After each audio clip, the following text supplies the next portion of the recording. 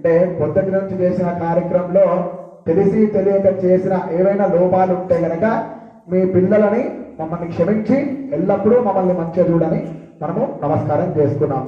మళ్ళీ ఇప్పుడు చెప్పుకున్నాం, మత్సమ పాతకీ నాస్తి పాపఘ్నే త్వత్సమానహి ఏమగ్నాత్వా మహాదేవి యథాయోగ్యం తథా గురు.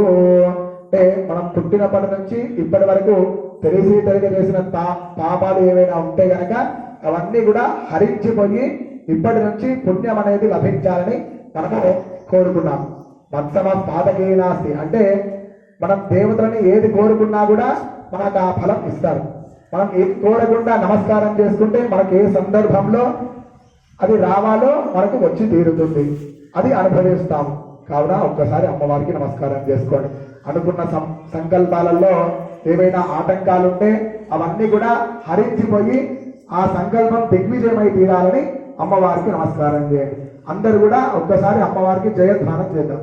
అంటే జయము అంటే అది విజయమై తీరుతుంది. ఎవరికి జయ చేయాలి? ఇప్పుడు నేను నామస్మరణ చెప్తా, మీరు జయ చెప్తారు, అట్లా కాదు.